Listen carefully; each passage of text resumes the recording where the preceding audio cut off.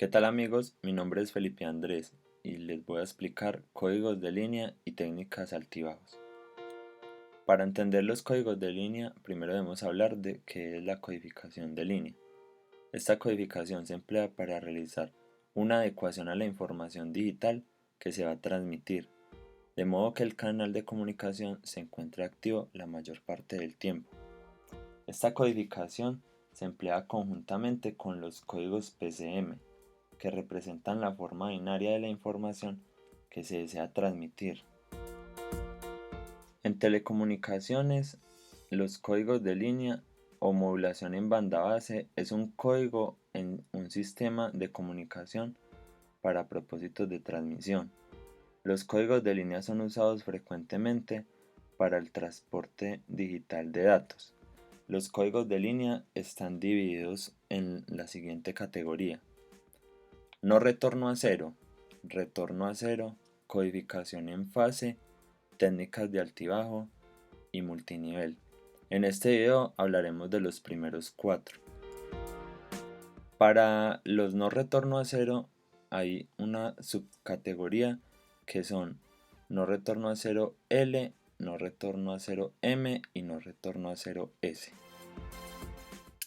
Para los retorno a cero también tenemos tres categorías que son retorno a cero unipolar, retorno a cero bipolar y retorno a cero AMI.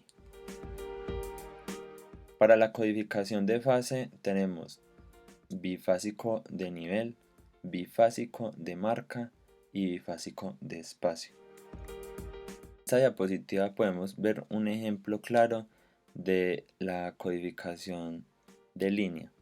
Entonces, para el ejemplo en MATLAB vamos a apreciar que esta trama de datos que dice palabra de código se va a ver representada en la simulación de MATLAB. Bueno, yo aquí en MATLAB he preparado una interfaz gráfica que lo que me hace es simularme una trama de datos que les presenté anteriormente que dice la palabra de código. Entonces, en esta interfaz vamos a simular solamente unos cuantos códigos de línea.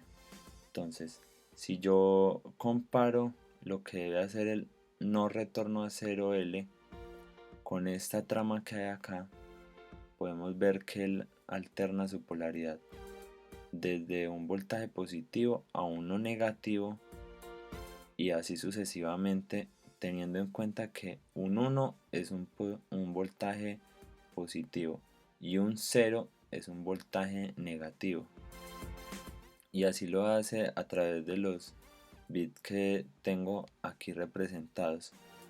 Si yo lo modifico, si yo pongo un retorno a cero unipolar, ¿qué debería hacer? Él solamente me debería variar, pero no llegando hasta -1, que en este caso es la escala que puse por defecto en la interfaz. Él debería ir desde 1 hasta 0 y subir. O sea que lo que me va a hacer es recortar esta parte de acá abajo. Vamos a ver. Efectivamente eso lo hace. Me recorta la escala y hace un cambio en la polaridad a mitad de bit. Nótese que él va de 0 hasta 1, pero con retorno a 0 unipolar lo que me hace es que en la mitad de ese bit va a cambiar, y así para los demás bits.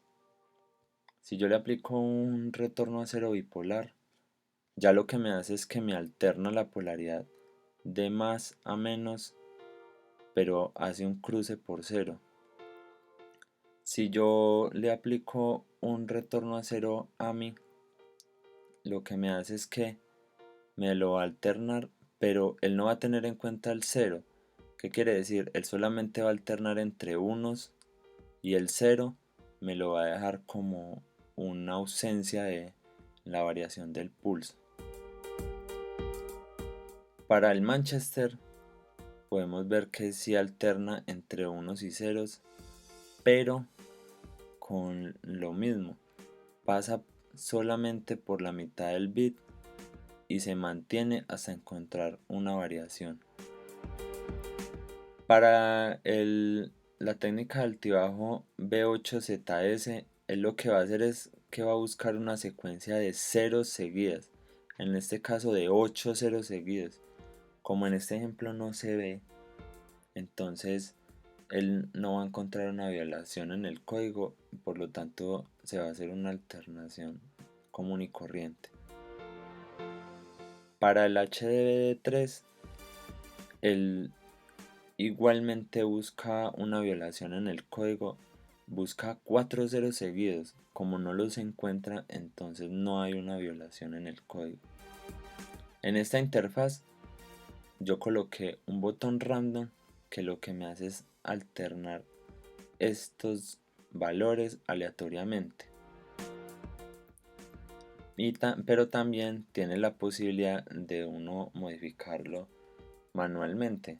Entonces vamos a ver si colocando 4 ceros seguidos se produce una violación en el código. Acá hay un 0, otro 0 y otro 0. Acá hay un 1 y acá hay otro 1.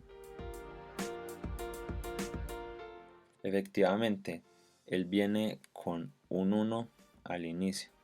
Viene un 0, un 0, otro 0, que son representados con ausencia de pulsos. Pero ¿qué pasa en el cuarto bit? Se produce un cambio de pulso. Y él toma la referencia con el 1 anterior.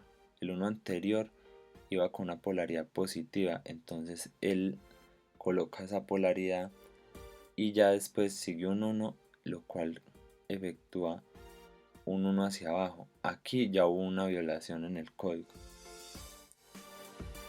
Si yo voy a modificar la trama de datos aleatoriamente, lo único que tengo que hacer es pulsar random. Efectivamente, él alterna la trama de datos y por defecto pone el código de línea NRZL.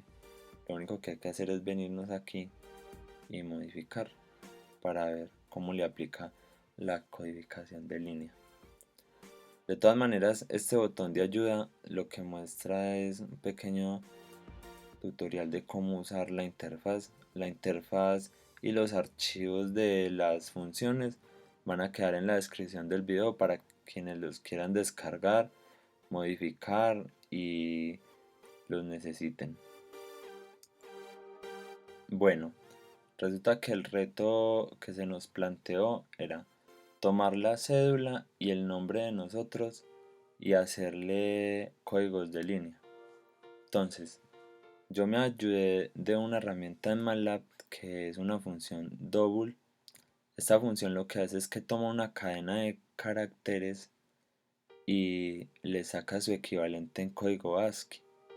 Entonces toma cada letra y saca su equivalente. Después usé esta otra función dec2bin. ¿Qué hace esta función? Lo que hace es que simplemente se le manda el parámetro del número que yo quiero convertir en binario y él me lo convierte en binario. Lo malo es que no es una serie de bits que uno quiera mandarle. O sea, para mí necesitaba una trama de 8 bits por cada número. Entonces, si yo mandaba un número pequeño, él no me iba a devolver ese número equivalente en 8 bits. Por ejemplo, el 4 solamente me devolvía estos 4 primeros. El resto los tenía que completar con ceros para poder tener los 8 bits.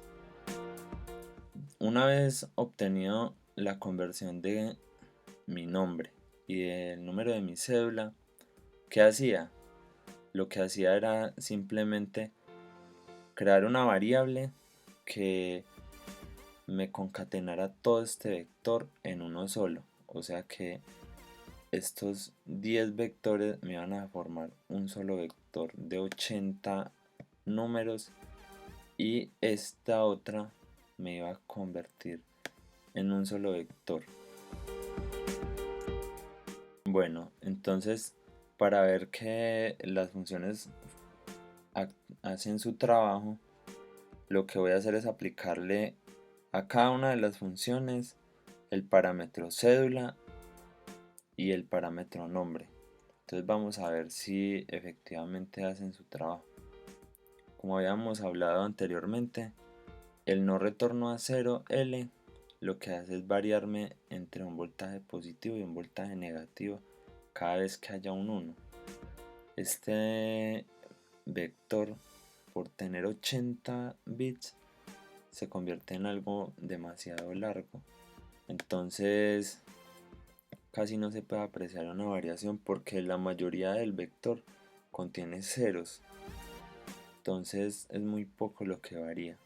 Pero aquí podemos ver que hace un intercambio entre 0 y 1 y entre voltaje positivo y negativo cuando encuentra un cambio de bits. Para mi nombre podemos observar que el no retorno a 0L varía bastante. ¿Eso qué quiere indicar? Que mi nombre posee muchos unos en cada trama del vector. Para no hacer el video tan extenso, lo único que hay que hacer es aplicarle técnicas de altibajo a la cédula y al nombre. Entonces vamos a ver qué es lo que pasa acá. Para esta trama de datos tan extensa, aquí podemos ver que sí se han efectuado violaciones en el código. Entonces vamos a acercarlo en esta pequeña parte, que es donde se puede notar la violación. Él viene intercambiando entre unos y ceros. Entonces él encuentra que aquí hay una violación en el código. Entonces, ¿qué hace? Toma el estado anterior, que es un 1 positivo, y lo coloca de primero. Y para conservar el nivel bajo o la ausencia de pulsos, para el siguiente 0 lo que hace es colocarlo negativo. Eso contrarresta esta violación en los ceros consecutivos que hay. Y así se va sucesivamente hasta que ya no hayan más de 8 ceros seguidos. Entonces eso es lo que hace tan robusto esta técnica de altibajo de B8ZS. Para B8ZS aplicado a mi nombre, podemos ver que en esta trama de bits no hubo una violación en el código. Lo mismo que les comentaba anteriormente. ¿Qué quiere decir eso? Que aquí no hay 8 bits seguidos. Podemos ver que hay un 1, 3 ceros, 2 unos y así sucesivamente va cambiando, pero nunca encontró 8 ceros seguidos para poder efectuar el código de violación. Bueno, yo quiero aplicarle las técnicas de altibajo HDB3 a mi nombre. Entonces aquí ya es más complicado de ver si se ha efectuado la violación porque no le agregué al código los unos y los ceros y los máses para saber si se había efectuado la violación. Bueno, yo quiero mostrarles algo que pasa aquí con el HDB3 cuando se lo aplico a mi cédula. Él salta un error y ese error lo que me está diciendo es que no puede aplicarle el código de violación. ¿Por qué? Porque la cédula comienza con 7 ceros al inicio. Entonces él necesita una referencia con la cual empiece a hacer la violación. Entonces, ¿qué es lo que se hace? Para modificar aquí como el valor de la cédula, yo pongo un 1, solamente un 1, y compilo el código. Una vez compilado el código, lo único que hago es volver a efectuar con la cédula y me dice que sí se puede hacer la técnica de altibajo con HDB3, pero es lo mismo que les comentaba con mi nombre. Por no tener los unos y los ceros, y los máses y los menos, entonces nos tocaría tener como a mano un papel con la trama de bits o aquí mismo en el computador para ir comparando si el código de línea se efectúa o no, compañeros. Entonces ya les hablé de las técnicas de altibajos. Ya dijimos que con B8ZS es una sustitución de 8 ceros y con HDB3 él cuenta cada 4 ceros. Aquí les dejo otro ejemplo de lo que es los códigos o las técnicas de altibajos. Esta figura lo que muestra es una trama de bits que se le aplicaron estas técnicas. Como van a tener las funciones a mano, entonces van a poder meter esta palabra y ver si les está haciendo lo que debería de hacer. Muchas gracias por su atención y hasta pronto. Nos vemos en un próximo video tutorial.